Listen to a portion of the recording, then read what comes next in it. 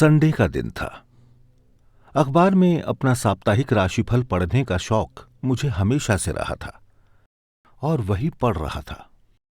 हालांकि इतने सालों से पढ़ता आ रहा था और ये भी समझ आ गया था कि उसका कोई खास मतलब नहीं होता। हाँ, कभी कभी कुछ आसपास की बात जरूर हो जाती है, पर शायद किसी काम की नहीं। जैसे एक बार मेरे राशिफल में लिखा था कि अचानक कहीं से पैसे मिलेंगे। कॉलेज के दिन थे। पढ़कर तन मन खुशी से झूमने लगा था। कॉलेज जाने के लिए बस पकड़ी। ऊपर चढ़ा ही था कि मेरी नजर सीढ़ियों पर पड़े एक 10 रुपए के सिक्के पर पड़ी। अब वो कोई खास रकम तो नहीं थी, फिर भी उठाने का मन किया, पर भीड़ इतनी थी कि उसे झुककर उठाना मुश्किल ही था। और फिर भीड़ ने मुझे आगे धकेल दिया। बस इससे ज्यादा राशिफल सही कभी नहीं निकला, पर पढ़ना हमेशा अच्छा लगता रहा।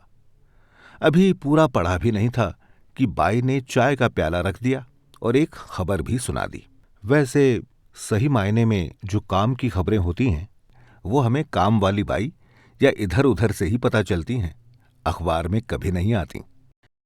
वो पड़ोस में नवनीत बाबू थे ना, जो कई सालों तक कोमा में पड़े थे और पिछले महीने देहांत हो गया था।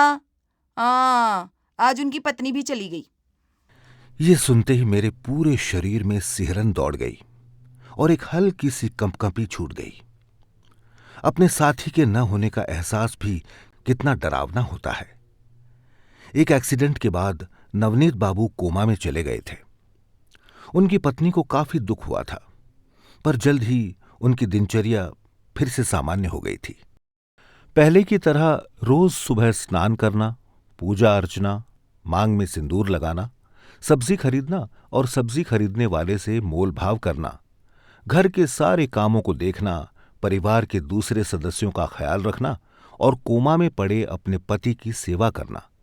क्योंकि पति कोमा में है तो क्या, वो हैं। ये एहसास उनके साथ था और उनकी मौत के बाद वो एहसास खत्म हो गया था। होने का एहसास और फिर ना होने का एहसास। पहला एहसास जिंदगी और दूसरा मौत। मेरे शरीर में अभी भी रह रहकर कंपकंपी दौड़ रही थी और मेरी आंखों के सामने कॉलेज के दिनों की वो यादें तैरने लगीं जब मैं अपने कजिन के यहां शिकार पर गया था। बचपन से मैं एक सामान्य आदमी की तरह ही था। बात बात पर आर्ग्यूमेंट करने वाला, गुस्सा करने वाला और भी कुछ बातें थीं जो अच्छी नहीं समझी जाती। परिंदों का शिकार भी कर लेता था। एक बार मुझे मेरे कजिन काल ने अपने यहां बुलाया। सर्दियों के दिन थे। वो पहाड़ी इलाके में रहता था, एक घाटी में। उसका घर एक तरह का फार्म हाउस था। आसपास की पहाड़ियां घने पेड़ों से भरी थीं। कहीं छोटे कद के, कहीं ऊंचे शानदार पेड़ परिंदों का शिकार करने की अच्छी जगह थी। घाटी में विशाल घास के मैदान थे जिनमें पानी की धाराएं थीं। उन्हें झाड़ियों की कतारें अलग करती थीं। बहती हुई नदी आगे जाकर एक दलदली मैदान बनाती थी। ये शिकार करने की अच्छी जगह थी जिसे मेरे कजिन ने अच्छी तरह संभाल कर रखा था। पानी ने मुझे हमेशा ही फैसिनेट किया है। नदी का हो या समंदर का, लगातार बहती नदियां जिन्हें रोक पाना नामुमकिन है, एक अलग ही एहसास देती हैं। मैं शाम को अपने कजिन के यहां पहुंचा था। हड्डियां कंपाने वाली ठंड थी। डिनर करते हुए मेरे कजिन ने मुझे बताया कि उसने आज रात के लिए क्या तैयारी की थी। हमें सुबह 3:30 बजे निकलना था ताकि हम 4:30 बजे तक तय जगह पहुंच जाएं, और हम पहुंच भी गए थे। उस जगह हमें हड्डियां चीर देने वाली ठंड से बचाने के लिए हट बनाई गई थी। मेरे कजिन को भी ठंड परेशान कर रही थी। मैं खाना खाते ही बिस्तर में घुस गया और सो गया। 3 बजे काल ने मुझे उठाया। गर्म कॉफी पीकर हम उस हट की तरफ चल दिए। जमी हुई बर्फ और धुंध थी, और उस धुंध में चांद भी सर्दी से कंपकंपाता दिख रहा था। सर्दी ने मुझ पर अपना कब्जा कर लिया था और मैं खांसने लगा था। काल ने मेरी हिम्मत बढ़ाई। अरे कोई बात नहीं, अगर आज हम ज्यादा शिकार नहीं कर पाए। देखो, मैं नहीं चाहता कि तुम्हें सर्दी लग जाए। अभी थोड़ी आग जला लेते हैं, ठीक है?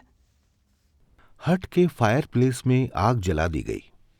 हट की छत में बने छेद से धुआं बाहर निकलने लगा। थोड़ी देर बाद काल ने मुझे हट से बाहर बुलाया।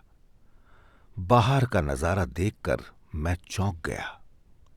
कोन की शेप वाली हट किसी हीरे की तरह लग रही थी, जिसके बीचों बीच आग की चमक थी।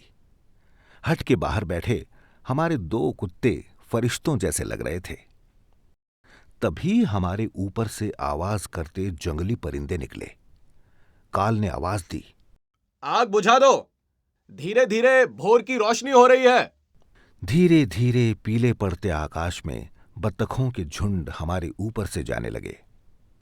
काल ने निशाना लगाया और बत्तखों के गिरते ही कुत्ते उस तरफ भागे।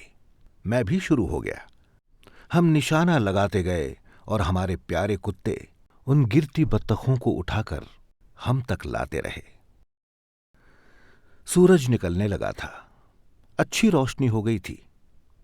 हम वापस जाने की सोच ही रहे थे कि तभी ऊपर 2 परिंदे अपनी लंबी गर्दनों को बढ़ाए शानदार तरीके से उड़ते गुजरने लगे। मैंने गोली चला दी और उनमें से एक मेरे पैरों के करीब आकर गिरा। ये एक हंस था, सिल्वर ब्रेस्ट के साथ। तभी मुझे ऊपर आसमान में दूसरे परिंदे की आवाज सुनाई दी, छोटी छोटी, दर्द से भरी, दिल को दहला देने वाली आवाज। दूसरा साथी जो बच गया था हमारे सिरों के ऊपर मंडराने लगा। उसकी नजरें अपने मर चुके साथी पर थीं, जिसे मैंने अपने हाथों में थामा हुआ था। काल ने बताया, तुमने मादा को मार दिया है, अब ये नर कहीं नहीं जाएगा। वो सच में वहां से नहीं गया। हमारे सिरों के ऊपर मंडराता रहा और उसकी चीखें जारी रहीं। एक साथी मेरे हाथ में, दूसरा दुख में विलाप करता, चीखता, चिल्लाता। मेरे दिल ने इतने दर्द का एहसास पहले कभी नहीं किया था। उसके दर्द से मेरी छाती फटने लगी थी। वो मेरी बंदूक के पास आता, फिर दूर जाता, पर फिर अपने साथी के पास आ जाता। काल ने मुझसे कहा, इसे जमीन पर रख दो, वो धीरे धीरे हमारी रेंज में आ जाएगा। और ऐसा ही हुआ भी। वो हमारे करीब आ गया, खतरे से बिना डरे। इस समय उस पर बस उसके साथी का बिछोह हावी था, जिसे मैंने अभी अभी मारा था। काल ने गोली चला दी और जैसे कोई डोर जो अंदर से टूट चुके उस परिंदे को संभाले थी, कट गई और वो अब सच में बेजान हो धड़ की आवाज से नीचे गिर गया और मेरा कुत्ता उसे उठाकर मेरे पास ले आया। वो दर्द जो मेरे सीने में भर गया था और अब तक पता नहीं कैसे रुका हुआ था, फट कर बाहर निकल पड़ा। मैं फपक फपक कर रोने लगा। मैंने बंदूक वहीं फेंकी और बुरी तरह से रोते हुए बदहवास बस स्टैंड की तरफ भागने लगा। बीच बीच में रुकता और जोर जोर से फूट फूट कर रोने लगता। नहीं, अब मैं कभी किसी परिंदे को नहीं मारूंगा, किसी को नहीं खाऊंगा। और फिर खुद को संभालते हुए उसी बदहवासी में बस स्टैंड की तरफ भागने लगता। उसी हालत में बस स्टैंड तक पहुंचा। पता नहीं कब बस आई और कब मैं घर आ गया। उस नर की दर्द भरी चीखें और दोनों की एक दूसरे को तड़प कर देखती उनकी नजरें बार बार मेरे सामने आ जाती थीं। आज वो दर्द फिर से जिंदा हो गया था। हम जिसे प्यार करते हैं वो है, कहीं है, बस वो रहना चाहिए। यही एहसास जिंदगी है और वो नहीं रहा, ये एहसास, ओह।